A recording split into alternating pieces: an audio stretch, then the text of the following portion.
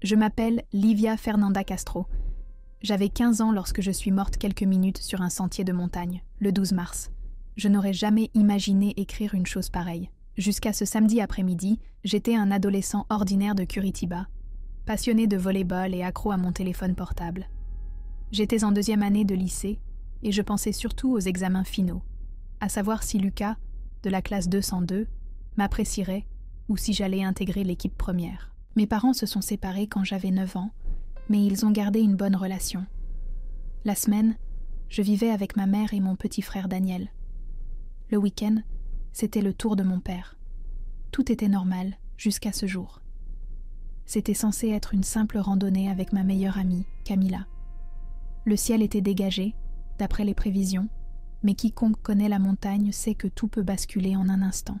Nous étions déjà à environ 3 kilomètres du départ du sentier de Pedra do Sol lorsque j'ai ressenti une étrange oppression dans la poitrine. Je souffre d'asthme léger et j'avais déjà utilisé l'inhalateur avant de partir, alors je n'y ai pas prêté attention. Mais là, c'était différent. J'ai demandé à m'arrêter. Je me suis assis sur un rocher et soudain, tout est devenu noir. La douleur a disparu comme par magie. Je me sentais en apesanteur, comme si je flottais dans une piscine, mais sans eau. J'ai baissé les yeux et j'ai vu Camilla agenouillée à côté de moi, désespérée, criant quelque chose au téléphone. J'aurais voulu lui dire que tout allait bien, que j'étais là, mais ma voix ne sortait pas, elle ne me voyait pas. C'était la sensation la plus étrange de ma vie, voir mon corps immobile sur le sol, et en même temps, me sentir flotter parmi les cimes des arbres. Et puis, quelque chose me tire doucement vers le haut, comme quand on vous tend la main pour vous aider à sortir de l'eau. Une lumière commença à m'envelopper. Ce n'était pas un éclat aveuglant comme le soleil. C'était une lumière qui me rappelait les vitraux des vieilles églises, mais plus vive, plus intense, plus vivante. J'ai traversé une sorte de tunnel,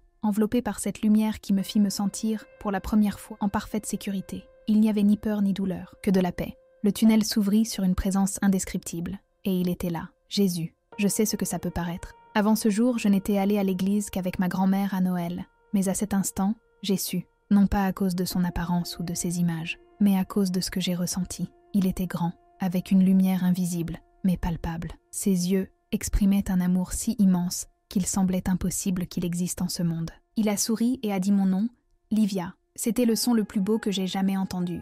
J'ai pleuré sur le champ, mais ce n'était pas de la tristesse. C'était comme si quelque chose qui m'avait pesé toute ma vie avait enfin disparu. J'ai demandé d'une voix faible, « Suis-je mort ?» Il répondit calmement, « Ton corps est entre deux mondes, mais je voulais te montrer quelque chose. » Il m'a tendu la main, et quand je l'ai touché, j'ai ressenti un amour indescriptible. C'était comme plonger dans l'essence de tout ce qui est bon et éternel. À cet instant, j'ai vu ma vie défiler devant moi, mais je vous raconterai cet instant plus tard. J'ai revu toute ma vie, pas seulement les grands moments, mais aussi les petits choix dont je ne me souvenais plus. Je l'ai constaté quand j'ai aidé une dame à ramasser ses courses tombées à l'âge de 8 ans. Je l'ai constaté quand j'étais assise à côté d'un camarade de classe qui pleurait dans les toilettes après avoir été harcelé. Je me suis souvenue de la fois où j'avais laissé mon déjeuner chez un sans-abri par un froid matin en allant à l'école. Mais j'ai aussi vu des moments sombres, quand j'ai été impolie envers mon frère Daniel, quand j'ai répandu des ragots sur mes amis, quand j'ai menti à ma mère sur l'endroit où j'allais aller. Et pourtant, il m'aimait. Ce n'était pas un amour conditionnel. Ce n'était pas un jugement entre le bien et le mal. C'était un amour qui, tout simplement, existait, constant, immense, impossible à mesurer. C'était comme si rien de ce que j'avais fait ne pouvait changer cela. Jésus m'a regardée avec tendresse et m'a dit « Il y a quelque chose que tu dois voir, Livia, quelque chose que tu dois comprendre et partager. » L'environnement autour de nous a changé. Soudain, nous nous sommes retrouvés sur une surface qui semblait faite de nuages, ferme comme la terre, mais légère comme l'air. Une carte vivante de la Terre est apparue devant nous. « Je vais vous montrer 3 événements qui se produiront avant 2029, dit-il calmement. Non pas pour susciter la peur, mais pour préparer les cœurs. La première vision s'est présentée à nous, telle une fenêtre ouverte sur l'avenir. J'ai vu les océans monter avec fureur. Des tempêtes gigantesques ont balayé des villes que je reconnaissais. Florianopolis, Lisbonne,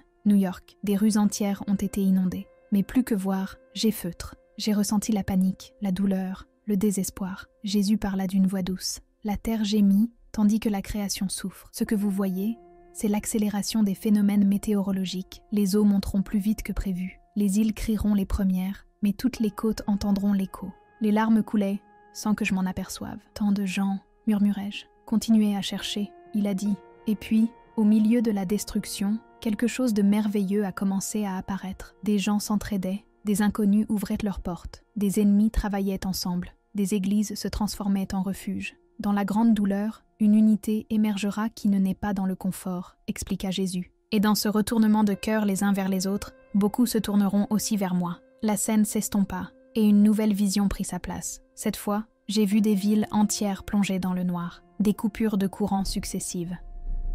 Pas de signal de téléphone portable, aucun son des appareils. Tout était éteint, le monde moderne, silencieux. Les systèmes créés par l'homme sont devenus des tours d'orgueil et des béquilles de dépendance, dit Jésus.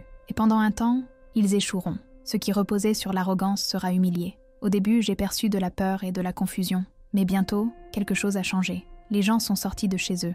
Ils ont parlé à des inconnus. Ils ont partagé de la nourriture. Les enfants jouaient dans la rue. Les gens jouaient de la guitare, racontaient des histoires. L'obscurité forçait leurs regards à se croiser. Quand les lumières de l'homme s'éteignent, ma lumière brille plus fort. Il a dit « Beaucoup d'âmes qui ne pouvaient pas m'entendre dans le bruit me trouveront dans le silence. » Puis vint la troisième vision, la plus difficile à voir. J'ai vu une nouvelle maladie se propager. Ce n'était pas comme ce à quoi le monde avait été confronté auparavant.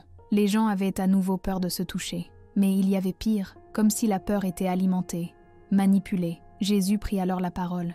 Les yeux fixés sur moi, une nouvelle maladie surgira. Mais la plus grave sera la peur, et ses conséquences dans les cœurs. Certains utiliseront cette peur pour diviser, contrôler et aliéner mes enfants.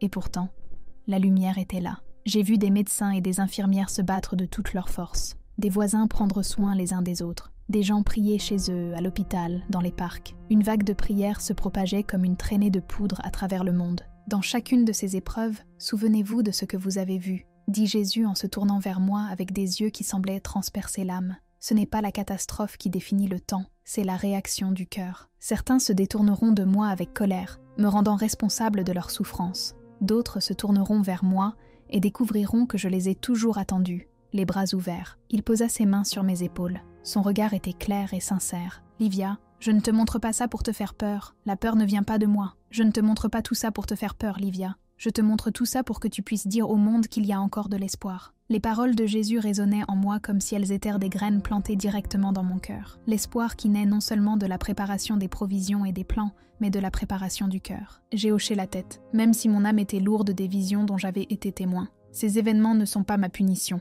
dit-il fermement et avec compassion. Ce sont les conséquences naturelles des choix de l'humanité, ce renoncement au souci de la création et de l'autre. Mais même ces conséquences peuvent me servir à ramener les cœurs à l'essentiel, l'amour, la compassion, la foi et la communauté. Puis il reprit ma main et me conduisit vers une sorte de mur vivant de lumière. À l'intérieur, des millions de fils dorés s'entrelaçaient, vibrant d'une énergie vibrante. Chaque fil est une prière, expliqua Jésus. Regardez ce qui se passe lorsqu'une seule personne prie avec sincérité. Il toucha l'un des fils et une lumière intense jaillit, comme un rayon d'espoir se propageant à travers des centaines, puis des milliers d'autres fils. C'était comme des ondulations sur un lac calme.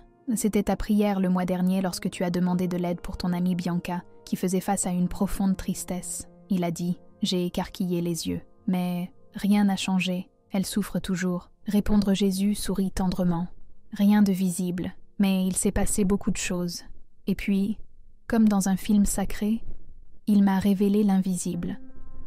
Ma prière avait donné à Bianca la force de supporter le jour le plus sombre de sa vie. Elle avait touché le cœur de sa mère, qui l'avait appelée au bon moment. Elle avait inspiré à la psychologue des mots précis, et elle m'avait même impliquée, me donnant la patience d'être à ses côtés quand personne d'autre ne l'était. Une prière sincère crée des ondulations dans des dimensions que vous ne pouvez pas voir, dit Jésus. Dans les temps à venir, la prière ne sera pas seulement importante, elle sera essentielle. Nous restions là, silencieux. La paix qui m'enveloppait était indescriptible. Il n'y avait ni douleur, ni doute, ni manque. Tout avait un sens. Tout était amour. Et puis j'ai demandé, avec une voix de fille, « Puis-je rester ici avec toi ? Je ne veux pas revenir en arrière. » Les yeux de Jésus se remplissent de tendresse, comme ceux d'un père qui comprend la douleur de son fils. « Ma douce fille, » il a dit, « je comprends. C'est ici que tu es chez toi. Et un jour, tu y retourneras. Mais ce n'est pas encore le moment. Pourquoi ? Quel est mon but ? Sois léger. » Il répondit simplement, « Racontez ce que vous avez vu. Aidez les autres à préparer leur cœur, non pas à la peur, mais à l'espoir. Nombreux sont ceux qui affronteront cette période en se sentant seuls, à moins que des voix comme la vôtre ne révèlent ce qui se cache derrière la souffrance. » J'ai recommencé à pleurer. L'idée de quitter cette perfection était insupportable. Jésus a essuyé une larme de mon visage avec sa main. « Je ne te quitterai jamais. Même si tu ne me revois plus comme ça, je serai avec toi, toujours. Et maintenant que tu es là, Une partie de toi se souviendra toujours du chemin du retour. Il m'a serré dans ses bras, une étreinte d'amour pur, comme si la chaleur des genoux de ma mère, l'affection de mon père et l'étreinte de ma grand-mère avaient été multipliées par 1000. J'ai senti cet amour pénétrer dans les endroits brisés en moi, guérissant de vieilles fissures, des peurs dont je ne savais même pas que j'avais. Il est temps, il murmura. J'ai peur.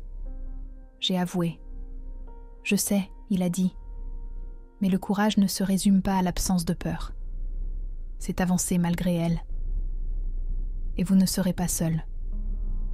J'ai senti une force me tirer rapidement, comme si je revenais à la surface après une plongée profonde. Lumière, puis douleur. Une forte douleur à la poitrine.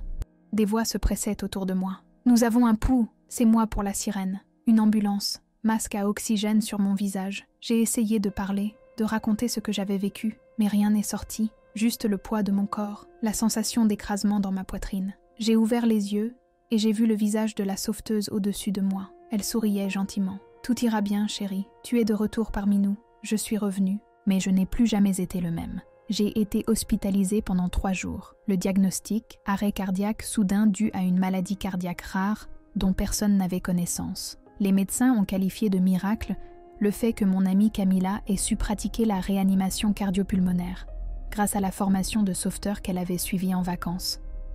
J'étais mort pendant près de 4 minutes, mais ce que j'ai vécu pendant ce temps-là a tout changé.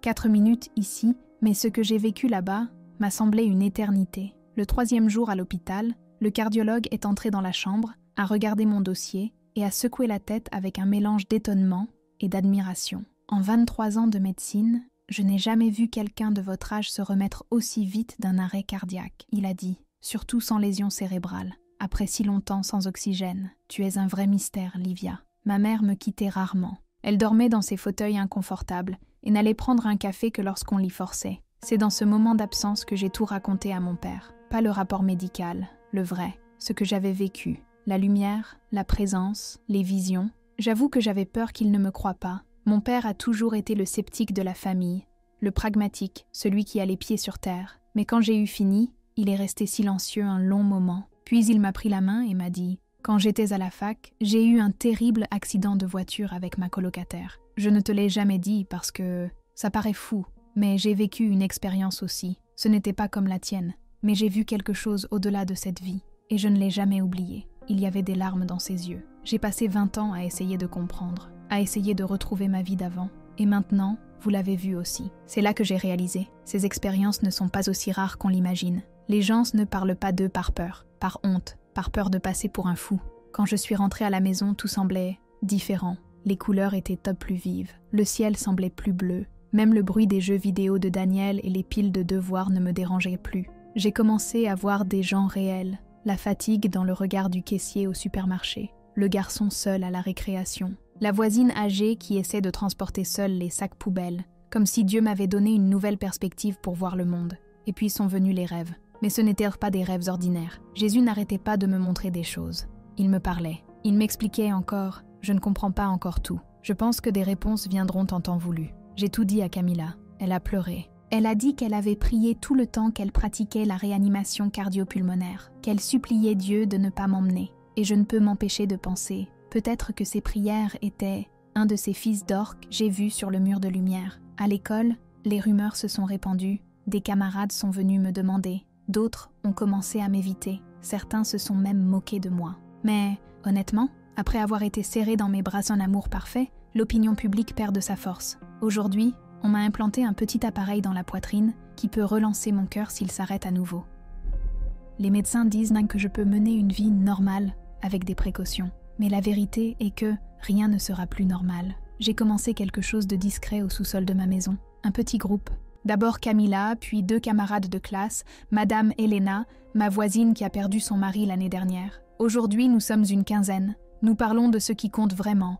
À propos, préparez votre cœur, pas seulement des kits d'urgence. À propos, trouver Dieu dans les petites choses de la vie quotidienne. À propos, foi, but, compassion. Je ne dis pas tout à tout le monde. Certains ne sont pas encore prêts à l'entendre, et ce n'est pas grave. Jésus ne m'a pas montré ces choses pour me faire peur, ni pour me faire sentir spécial. Il me l'a montré pour que je puisse aider les autres à trouver espoir, même dans les moments difficiles. Si vous écoutez mon histoire maintenant, effrayé par ce qui vous attend, s'il vous plaît, n'ayez pas peur. Ce n'est pas pour cela que je partage tout cela. Ce que j'ai appris au-delà de cette vie est simple, profond et vrai. L'amour est plus fort que n'importe quel désastre. Plus fort que n'importe quelle peur. Les événements que j'ai vus ne sont pas la fin. Ils sont partis d'un plan plus vaste que nous ne pouvons toujours pas voir d'ici. Ce qui compte vraiment, il ne s'agit pas de stocker de la nourriture, même si c'est raisonnable. Ce qui compte, c'est faire le plein d'amour, renforcer vos liens. Prenez soin les uns des autres, redécouvrez votre foi. Parce que lorsque les eaux montent, lorsque la lumière s'éteint, lorsque la peur tente de nous diviser, l'amour sera ce qui nous sauvera. Pas seulement l'amour humain, mais l'amour divin. Le même amour qui m'enveloppait quand j'étais là-bas et qui vous enveloppe maintenant, même si vous ne vous en rendez pas encore compte. Mon nom est Livia Fernanda Castro et je suis mort pendant 4 minutes. Mais aujourd'hui, je suis plus vivant que jamais.